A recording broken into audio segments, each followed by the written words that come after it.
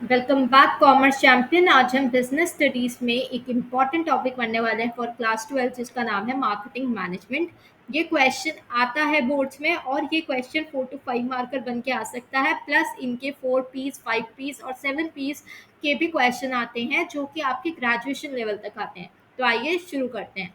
सबसे पहले marketing management होता क्या है। सी, आप सबको पता है कि मार्केटिंग जो है ना, हर एक कंपनी आप कोई खोल लो उसमें मार्केटिंग का एक डिपार्टमेंट होगा। उस डिपार्टमेंट का काम होता है अपने जो प्रोडक्ट और सर्विसेज वो ऑफर कर रहा है उसको एडवर्टीज करना, उसके बारे में लोगों तक इंफॉर्मेशन पहुंचाना। तो मार्केटिंग का मतलब होता है वो एक्टिविटीज जिसमें आप कस्टमर के नीड्स को आइडेंटिफाई करते हो कि कस्टमर को क्या चाहिए, फिर उस हिसाब से अपने प्रोडक्ट्स को डेवलप करते हो। फिर आप एक प्राइसिंग सेट करते हो कि क्या जो प्रोडक्ट हमने डेवलप करा है ये हमारे आइडेंटिफाइड कस्टमर खरीदेंगे कि नहीं। प्राइस सेट करते हो, उन प्रोडक्ट को प्रमोट करते हो थ्रू एडवर्टीजमेंट, और फिर उनको अवेलेबल करवाते हो कस्टमर्स तक in the shops, in the warehouses, in the malls etcetera. ठीक है। तो मार्केटिंग का जो काम होता है ना, प्रोडक्शन से पहले ही शुरू हो जाता है और वो कंटिन्यू रहता है इवन आफ्टर द सेल। तो सेल तक वो कंटिन्यू रहता है, प्रोडक्शन से पहले शुरू होता है। फीचर्स क्या है मार्केटिंग के? पहला फीचर है नीड्स एंड वांट्स। तो मार्केटिंग शुरू होती है ये समझने से कि कस्टमर क्या चाहते हैं, उनकी क्या नीड्स है और उनके क्या वांट्स है। फिर आपको उस हिसाब से मार्केटिंग ऑफरिंग करनी पड़ती है। इसको आप स्टार मार्क कर लो, ये क्वेश्चन आ सकता है। प्रोडक्ट और सर्विसेज को ऐसे डिज़ाइन करना पड़ता है कि वो कस्टमर के रिक्वायरमेंट को मीट कर पाए, उनके हिसाब से हो। फिर आपको कस्टमर वैल्यू इंपॉर्टेंट है। आपको ऐसे कस्टमर को सर्विस और गुड्स प्रोवाइड करना है जिससे उनके लिए वैल्यू क्रिएट हो और उनको क्या मिले, सेटिस्फैक्शन मिले। फिर एक्सचेंज मैकेनिज्म, एक्सचेंज करना पड़ता है गुड्स एंड सर्विसेज का between the buyers and sellers, और यही एक्सचेंज को एक्सचेंज मैकेनिज्म कहते हैं। प्रॉफिटेबिलिटी, मार्केटिंग से बिजनेस अपने डिजायर्ड प्रॉफिट ऑब्जेक्टिव्स को अचीव कर पाता है। अच्छी मार्केटिंग होगी तो कस्टमर सेटिस्फाइड होंगे, वो प्रोडक्ट खरीदेंगे और आपके गुड्स जो है डिजायर्ड प्रॉफिटेबिलिटी पे आ जाएगा आपका ओवरऑल बिजनेस। ठीक है। Functions of marketing very important. सबसे पहले आपको मार्केट की इंफॉर्मेशन गैदर करनी है। इसको रिवाइज कर लो, लर्न कर लो, मार्क कर लो, हाईलाइट कर लो। आपको इसमें क्या करना होता है, इंफॉर्मेशन लेनी होती है कि कस्टमर्स कैसे हैं, आपके कॉम्पिटिटर्स कौन है, मार्केट में क्या ट्रेंड चल रहा है। डिमांड कलेक्ट करनी पड़ती है आपको, और उसके बाद उस डिमांड को एनालाइज करना पड़ता है, क्योंकि ओवरऑल आप जो गुड्स बना रहे हो वो अपने कस्टमर के लिए बना रहे हो। फिर आपको करनी पड़ती है प्लानिंग। प्लान का मतलब ऐसा प्रिपेयर करो कि क्या प्रोडक्ट होगा, उसे किस प्राइस पे रखेंगे, उसको एडवर्टीज कैसे करेंगे, उसके जो सेल्स चैनल होगा, डिस्ट्रीब्यूशन चैनल होगा, वो क्या रखना है। फिर आता है प्रोडक्ट को डिज़ाइन और डेवलप करने का। आपने सब कुछ सोच लिया प्रोडक्ट के बारे में, कैसा प्रोडक्ट है, किस प्राइस पे है। उसके बाद उसको डिज़ाइन करो उस हिसाब से कि वो कस्टमर के प्रेफरेंस और उनकी ज़रूरतों को फुलफिल कर सके। Standardisation and grading very important. Standardisation का मतलब होता है एक यूनिफॉर्म क्वालिटी को मेंटेन करना। जैसे कि मैगी का बर्गर अगर आप आज खाओ या 10 दिन बाद खाओ, it will have the same taste. तो उसे कहते हैं स्टैंडर्डाइजेशन। उनका एक यूनिफॉर्म प्रोटोकॉल है जिससे उसे, एक यूनिफॉर्म प्रोसीजर है, स्पेसिफिकेशन है जिससे वो उसे प्रिपेयर करता है, जिसकी वजह से स्टैंडर्डाइजेशन आते हैं। तो जितने भी बड़े बड़े ऑर्गेनाइजेशन हैं उनमें स्टैंडर्डाइजेशन ऑफ क्वालिटी होता है, क्योंकि उसमें यूनिफॉर्म प्रोसीजर फॉलो किए जाते हैं। ग्रेडिंग का मतलब होता है क्लासीफाई करना प्रोडक्ट्स को डिफरेंट ग्रुप्स में, उनकी क्वालिटी, साइज, वेट और अदर कैरेक्टरिस्टिक्स के हिसाब से। नेक्स्ट जो इसमें आता है वो आता है पैकेजिंग। ऑब्वियसली गुड्स को आपको पैकेज करके बेचना होगा, तो ऐसे पैकेज जो होते हैं वो भी आपको डिज़ाइन और ऐसे डेवलप करने हैं कि क्या वो कंटेनर में जा सकते हैं या वो रैपर में जा सकते हैं। जैसे कि बटर, पहले वो रैप होता है पेपर, बटर पेपर में, उसके बाद वो एक बॉक्स में जाता है। तो क्या कंटेनर और क्या रैपर उस प्रोडक्ट के लिए सूटेबल है, और वो पैकेजिंग भी अपीलिंग होनी चाहिए टू द कस्टमर्स, ये आपको ध्यान रखना है। वो अपील कैसे करेगी, उसमें प्रॉपर लेबलिंग करके। लेबलिंग का मतलब होता है उसके बारे में इंफॉर्मेशन देना कि प्रोडक्ट कैसा है। उसके पैकेज पे आपको प्रॉपर लेबलिंग होनी चाहिए। जो FSSAI है ना, वो बोलता है कि जितने भी आपके फूड आइटम्स होते हैं उसमें प्रॉपर लेबलिंग होनी चाहिए, और क्या इंग्रेडिएंट्स आप डाल रहे हो वो लेबलिंग होनी चाहिए। इससे क्या होगा कि जो कस्टमर है ना वो इन्फॉर्म्ड फील करेगा, क्योंकि आजकल लोग वैसे हेल्थ कॉन्शियस हैं। तो दे विल फील इन्फॉर्म्ड और दे विल फील राइट कि whatever they are consuming is good for their health. ठीक है। पैकेजिंग और लेबलिंग में प्रोडक्ट का नाम क्या है, वो कौन सी ब्रांड का है, उसमें इंग्रेडिएंट क्या है, उसका प्राइस क्या है, कब वो मैन्युफैक्चर हुआ था, उसकी एक्सपायरी डेट क्या है, उसका वेट क्या है, और उसको कैसे यूज़ करना है in case of cosmetics, in case of drugs, drugs means medicine, okay etcetera. अब बात आती है ब्रांडिंग। ब्रांडिंग बहुत इंपॉर्टेंट है। अगर एक ब्रांड क्रिएट करने में सालों लग जाते हैं, सो ब्रांडिंग से प्रोडक्ट को एक डिस्टिंक्टिव नेचर मिलता है। क्वेश्चन आता है कि ब्रांडिंग क्यों ज़रूरी है? क्योंकि प्रोडक्ट को एक डिस्टिंक्टिव नाम, उसका सिंबल, उसका साइन, उसका डिज़ाइन, उसका कॉम्बिनेशन। आज अमूल एक ब्रांड है with that girl who is licking the butter, so that is Amul का ब्रांडिंग। उसने इतना स्ट्रॉन्ग ब्रांडिंग किया कि कस्टमर सिर्फ रैपर को देख के पहचान सकते हैं कि ये अमूल का प्रोडक्ट है। ओके, फिर आता है कस्टमर सपोर्ट सर्विसेज। आप जो गुड्स प्रोड्यूस कर रहे हो उसकी आपको आफ्टर सेल सर्विसेज भी देनी पड़ेगी। आपको कोई कंप्लेंट है वो हैंडल करनी पड़ेगी। कोई क्रेडिट फैसिलिटी आजकल नहीं आता, पे लेटर का ऑप्शन आता है, उसमें आपको बहुत फायदे मिलते हैं कि थोड़ा सा आज पे करो, थोड़ा थोड़े दिन बाद, थोड़े दिन बाद। 200 तक के प्रोडक्ट्स पे भी आजकल पे लेटर का ऑप्शन आने लगा, तो दैट इज क्रेडिट फैसिलिटी। फिर आता है टेक्निकल असिस्टेंस। अगर कोई आपका कंप्यूटर है या सॉफ्टवेयर है या फिर आपका गीजर है, इन सब चीज़ों में टेक्निकल असिस्टेंस देना। मेंटेनेंस सर्विसेज देना, जैसे आरओ है उसका मेंटेनेंस करा लो, लोग 2 साल का 3 साल के वारंटीज देते हैं, that all comes under customer support services. फिर आता है प्राइसिंग। प्राइसिंग का मतलब डिटरमाइन करना कि क्या अमाउंट ऑफ मनी कस्टमर को पे करना पड़ेगा ताकि वो उस प्रोडक्ट और सर्विसेज को बाय कर सके। ठीक है। प्रमोशन। प्रमोशन का मतलब होता है कम्युनिकेटिंग विद कस्टमर, या फिर इन्फॉर्म करना, उन्हें परसुएड करना कि वो गुड को परचेज करे, प्रोडक्ट को परचेज करे। इन्फॉर्म करना और उन्हें परसुएड करना मतलब उनको इतना ज़्यादा उनकी इन्फॉर्मेशन देना कि वो गुड्स को खरीदने के लिए मजबूर हो जाए। ठीक है। उसके बाद आता है प्रमोशनल टूल। ये भी बहुत इंपॉर्टेंट है, अकेला यहाँ से भी क्वेश्चन बन सकता है। एडवर्टीजमेंट है, personal selling, sales promotion, public relations. Advertising सबको पता है, पर्सनल सेलिंग मतलब वन ऑन वन पर सेल करना। सेल्स प्रमोशंस अपनी सेल प्रमोशंस मतलब कि बाय वन गेट वन का ऑफर निकाल लेना। और पब्लिक रिलेशंस, पब्लिक के साथ ऐसे रिलेशनशिप मेंटेन करना कि वो आपके प्रोडक्ट को परचेज करने के लिए आए। फिर आता है फिजिकल डिस्ट्रीब्यूशन। फिजिकल डिस्ट्रीब्यूशन का मतलब होता है कि प्रोडक्ट को अवेलेबल करवाना कस्टमर के पास राइट प्लेस और राइट टाइम पे। जैसे कि आजकल स्मार्ट बाजार्स हैं, वहाँ पर क्या ऐसा प्रोडक्ट है जो नहीं होता, तो they are doing best distribution technique. Smart Bazaar के पास डिस्ट्रीब्यूशन चैनल है, तो डिस्ट्रीब्यूशन भी बहुत इंपॉर्टेंट है, क्योंकि अगर उसका डिस्ट्रीब्यूशन नहीं होगा तो आपके गुड्स कभी बिकेंगे ही नहीं। जैसे कि आप और एग्जांपल ले सकते हैं आरजीज का, they have their own distribution channels. Okay. Then आता है इसमें क्या क्या आता है, transportation, warehousing, inventory management. अगर ये सब चीज़ें कोई अपने नाम पे कर ले और अपने ऑन देयर ओन कर ले तो उनका डिस्ट्रीब्यूशन चैनल स्ट्रॉन्गेस्ट हो जाता है। ट्रांसपोर्टेशन का मतलब होता है movement of goods from place of production to the place of consumption. Production से कंजम्पशन तक ले जाना, इसी को कहते हैं ट्रांसपोर्टेशन। ओके।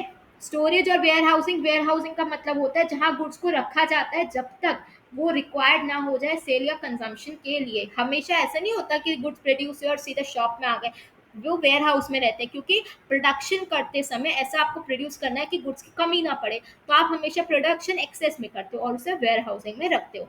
अब आता है एक और इम्पॉर्टेंट क्वेश्चन, वो बनता है मार्केटिंग मिक्स से।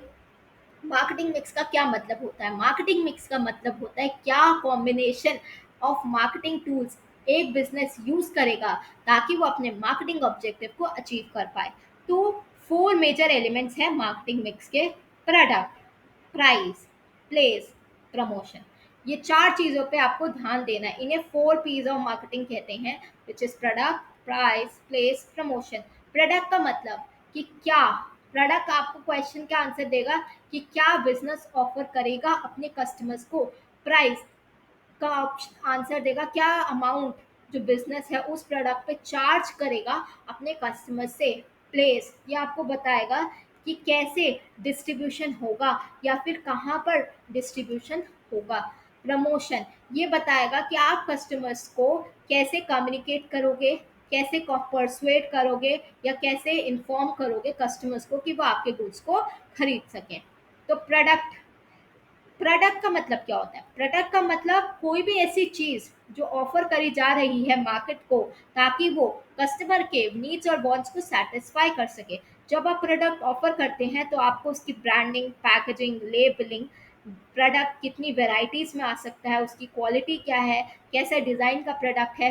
मतलब कि सोप सोप अगर छोटा सा है तो ही लोग खरीदेंगे। अब सोप को अगर आप एक बॉक्स के बराबर बना दोगे तो लोग कैसे खरीदेंगे। आजकल सोप की जगह पे बॉडी वॉश आने लगे हैं, तो ये इजी टू यूज हो गया। तो वो होता है इसका डिजाइन कि सोप की जगह पे लोग अब बॉडी वॉश कर रहे हैं फॉर हाइजीन रीजंस। ठीक है। अब आफ्टर सेल सर्विसेज, उसके फीचर्स, ये सब प्रोडक्ट के अंदर आता है। ब्रांडिंग क्या होता है? ब्रांडिंग का मतलब होता है कोई भी ऐसा नेम, कोई भी टर्म, कोई भी साइन, कोई भी ऐसा सिंबल, आपका लोगो, या सब चीज़ का कॉम्बिनेशन जो कि आप यूज़ कर रहे हो अपने प्रोडक्ट को कस्टमर्स को आइडेंटिफाई करवाने के लिए। इस पे इसके एडवांटेजेस, डिसएडवांटेजेस अकेला क्वेश्चन बन सकता है। ब्रांडिंग से क्या होता है, इसके एडवांटेजेस क्या है टू द मार्केटर्स, और इसके एडवांटेजेस क्या है to the customer. Very important guys, very very important. Marketers को क्या एडवांटेज मिलता है कि मार्केटर्स जो है, जो बिजनेस है, वो अपने प्रोडक्ट को डिफ्रेंशिएट कर पाता है बाकी प्रोडक्ट से। मार्केट में बहुत सारे बटर बिक रहे हैं, लेकिन अमूल अपने प्रोडक्ट को कैसे बाकी से डिफ्रेंशिएट करता है वो उसकी ब्रांडिंग डिसाइड करेगी। ब्रांडिंग से आपकी एडवर्टीजमेंट ईजी हो जाती है। आपका कस्टमर पे लॉयल्टी, कस्टमर लॉयल्टी आप गेन कर सकते हो। उनकी कस्टमर की लॉयल्टी बिल्ड होती है जब वो एक ही प्रोडक्ट का ब्रांड देखते हैं। जब आप किसी चीज़ को ब्रांडेड प्रोडक्ट देखते हैं तो आपको वो चीज़ आप वही खरीदोगे instead of some local product. तो ब्रांडिंग इसीलिए इम्पोर्टेंट है। आप उसी ब्रांड के अंदर, अब अमूल जो है पहले वो बटर देता था, अब उसने उसमें चीज़ निकाल दिया, उसने उसमें मिल्क निकाल दिया, तो आप सेम ब्रांड नेम के अंदर डिफरेंट प्रोडक्ट्स को इंट्रोड्यूस करा सकते हैं। प्रीमियम पैकेजिंग एनेबल कर सकते हैं अगर आपकी स्टैब्लिश ब्रांड होगी। एक लोकल शॉप अगर प्रीमियम पैकेजिंग करना चाहे तब भी लोग उससे नहीं खरीदेंगे क्योंकि उसका ब्रांड नहीं है। लेकिन अगर आपको एक प्रीमियम पैकेजिंग से अपना ब्रांड बेचना है तो आप प्रीमियम पैकेजिंग भी लगाओगे, उस पर ज़्यादा पैसा भी चार्ज करोगे, तब भी लोग खरीदेंगे क्योंकि वो एक ब्रांड है। ठीक है। कस्टमर्स को क्या एडवांटेज मिलता है कि वो कस्टमर जो है प्रोडक्ट को आइडेंटिफाई कर पाते हैं इजीली। दूर से ही अगर येलो कलर का बॉक्स दिख रहा है, दैट मस्ट बी अमूल। ठीक है। इंश्योर कर पाते हैं सर्टेन लेवल ऑफ क्वालिटी। आपकी शॉपिंग ईजियर हो जाती है और आपको लीगल प्रोटेक्शन मिलती है ब्रांडेड प्रोडक्ट्स पे। आप उन पे केस कर सकते हैं, आप उन पे स्यू कर सकते हैं अगर वो ब्रांड है। अगर वो लोकल है तो वो तो भाई क्या पता वो रजिस्टर्ड ही ना हो, तो आप उनको कैसे स्यू करोगे।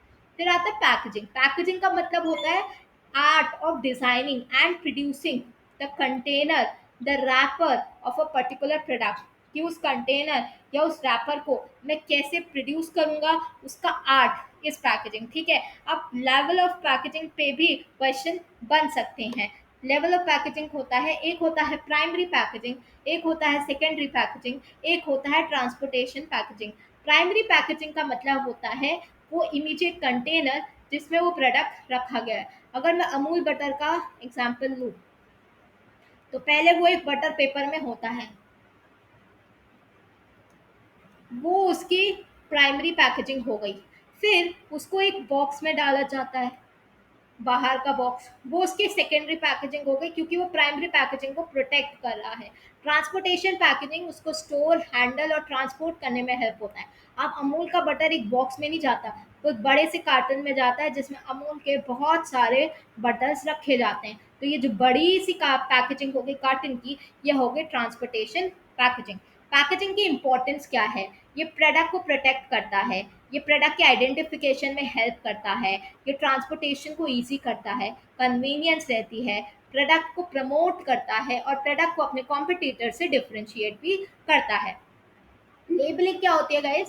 लेबलिंग का मतलब जब आप एक प्रोडक्ट पे प्रॉपर इंफॉर्मेशन लगा रहे हैं प्रोडक्ट के बारे में और उसके मैन्युफैक्चरर के बारे में। इससे क्या होगा कि लेबलिंग के फंक्शन ये है कि आप अपने प्रोडक्ट को आइडेंटिफाई कर पाते हो, आप अपने प्रोडक्ट को डिस्क्राइब कर पाते हो लेबल के थ्रू, आप प्रोडक्ट की इंफॉर्मेशन दे पाते हो, उसकी ग्रेडिंग कर पाते हो कि वो किस क्वालिटी का प्रोडक्ट है, आप प्रोडक्ट को प्रमोट कर पाते हो। और अगर कोई लीगली रिक्वायर्ड इन्फॉर्मेशन है, जैसे एफएसएसआई ने बोला कि इस पे इतना परसेंटेज ऑफ दिस केमिकल्स ही हो सकता है, तो वो सारे परसेंटेजेस आपको इन्फॉर्मेशन के आप अपने लेबलिंग में लिख सकते हैं। ठीक है। प्राइसिंग क्यों इंपॉर्टेंट है? क्योंकि अमाउंट ऑफ मनी जो कस्टमर पे करेगा उस प्रोडक्ट को परचेज करने के लिए, तो फैक्टर्स प्राइस को इफेक्ट करते हैं। वो कुछ फैक्टर्स हैं। प्राइसिंग इंपॉर्टेंट इसलिए है गाइस, क्योंकि अगर प्राइसिंग बहुत ही अनरीजनेबल होगा तो आपका प्रोडक्ट कभी बिकेगा या नहीं, despite of everything you are doing good.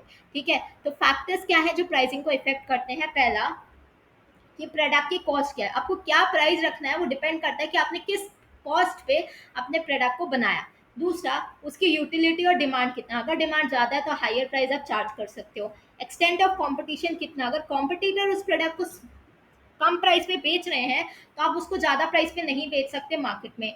Government और लीगल रेगुलेशंस कितना है, गवर्नमेंट ना एक सील लगाती है, मार्केट में एक सीलिंग लगाती है, सीलिंग, और बोलती है इसके ऊपर आप इस प्राइस को इस प्रोडक्ट को नहीं बेच सकते, तो वो मार्केट सीलिंग से ज़्यादा प्राइस नहीं बेच सकते।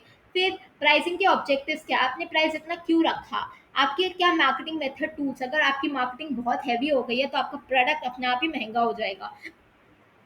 और कस्टमर्स का बाइंग बिहेवियर क्या है, क्या कस्टमर्स आपके प्रोडक्ट को फ्रीक्वेंटली खरीद रहे हैं, तो आप प्राइसिंग को मीडियम रेंज में रख सकते हो। अगर वो फ्रीक्वेंटली नहीं खरीद रहे तो आपको प्राइसिंग लो रखनी पड़ेगी। अगर कस्टमर्स उसे खरीदेंगे ही खरीदेंगे, ये आपको पता है, तो आप प्राइसिंग को हाई रख सकते हो।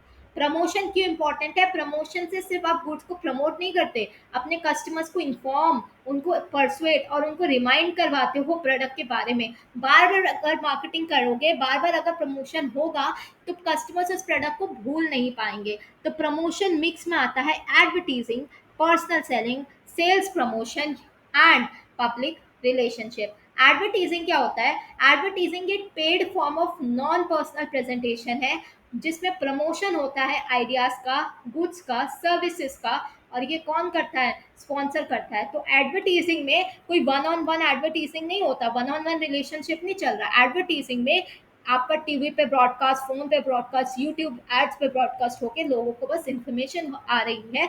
तो इसमें इसलिए इसे क्या कहा गया है, नॉन पर्सनल प्रेजेंटेशन कहा गया है। पर्सनल सेलिंग में आप प्रोडक्ट को अपने प्रोस्पेक्टिव बायर्स पे वन ऑन वन बेचते हैं, तो आपके कस्टमर के साथ रिलेशनशिप बिल्ड होते हैं। सेल्स प्रमोशन में ये शॉर्ट टर्म इंसेंटिव आप देते हैं ताकि कस्टमर्स की इमीडिएट परचेस इंक्रीज हो। जैसे कि आपने कस्टमर को डिस्काउंट दे दिया, आपने कूपन्स चला दिए, आपने बोगो मतलब कि बाय वन गेट वन का ऑफर चला दिया, या आपने फ्री सैंपल्स दे दिया। इससे कस्टमर्स क्या है, उसको उन्हें कोई प्रोडक्ट सस्ते में मिलेगा, डिस्काउंट्स मिलेंगे, उसको परचेज करेंगे, तो आपकी डिमांड इंक्रीज होगी। ठीक है।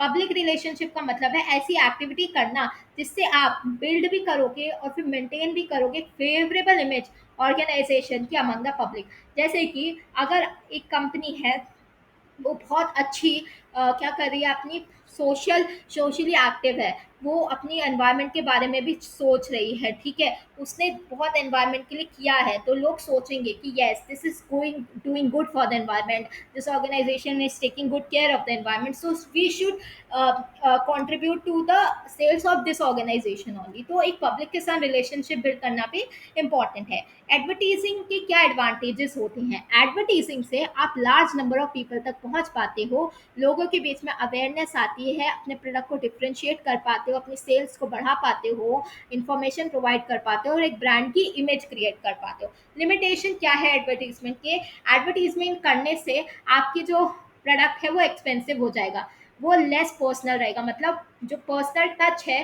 Between the buyer and consumer वो चला जाएगा। आप अपनी इफेक्टिवनेस को मेजर नहीं कर सकते। अब एडवर्टीज तो हो रहा है, अब एक टीवी पे 10 लोग देख रहे हैं, उसमें से कौन परसुएड हो गया उस प्रोडक्ट को बाय करने के लिए, आप उसे मेजर नहीं कर सकते।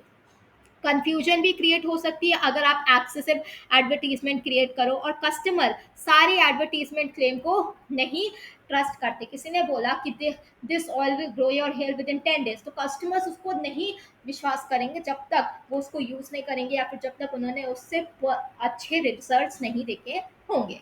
पर्सनल सेलिंग मैंने आपको बताया, जब आप फेस टू फेस कम्युनिकेशन होती है सेल्स पर्सन और प्रोस्पेक्टिव कस्टमर्स के बाद। अब इसमें आता है क्वेश्चन की गुड स्पोक्स पर्सन या गुड सेल्स पर्सन की क्या क्वालिटीज होती है, क्वेश्चन आ सकता है। तो जो एक गुड सेल्स पर्सन होता है उसके पास कम्युनिकेशन स्किल होती है, उसके पास प्रोडक्ट के बारे में नॉलेज होती है, वो कॉन्फिडेंट होना चाहिए, वो पेशेंट होना चाहिए, बहुत इंपॉर्टेंट है, क्योंकि आपको कस्टमर से डील करना है। You can't be angry while selling. Courtesy, आपको एक रिस्पेक्ट मेंटेन करके रखनी है। परसुएसिवनेस, आपको ऑब्वियसली उन्हें परसुएट करना है कि आप इस प्रोडक्ट को खरीदो, और आपको कस्टमर की नीड्स को अंडरस्टैंड करना आना चाहिए। पर्सनल सेलिंग के इंपॉर्टेंस क्या है कि इससे पर्सनल अटेंशन मिलता है। कस्टमर को लगता है कि यस, मुझे पर्सनली अटेंशन मिल रहा है, मेरी बात भी सुनी जा रही है और मुझे भी पर्सनली ट्रीट किया जा रहा है। आप अपने प्रोडक्ट को अच्छे से एक्सप्लेन कर सकते हो, इमीडिएट फीडबैक मिल जाता है कि कस्टमर को पसंद आया कि नहीं। आपके जो रिलेशनशिप है वो स्ट्रांग होते हैं और आप कस्टमर्स को परचेज डिसीजंस लेने में हेल्प कर सकते हो। सेल्स प्रमोशन जो होता है ना, ये शॉर्ट टर्म इंसेंटिव्स होते हैं, ये इसीलिए दिए जाते हैं ताकि आप इनकरेज करो अपनी इमीडिएट सेल्स को। तो सेल्स प्रमोशन से ना नॉर्मली आपकी इमीडिएट सेल एनकरेज होती है, ठीक है, इमीडिएट सेल होगी। तो क्या हुआ कि कॉमन टेक्निक क्या है, कंज्यूमर प्रपोर्शन के प्रमोशंस के कि डिस्काउंट दे दिया, रिबेट्स दे दी, कूपन लगा दिए, फ्री सैंपल्स दे दिए, कॉन्टेस्ट करा दिए कि कौन ये कॉन्टेस्ट जीतेगा उसको ये प्रोडक्ट फ्री में मिलेगा, प्रोडक्ट के कॉम्बिनेशन लगा दिए कि शैम्पू के साथ सोप फ्री एक ही ब्रांड के अंदर।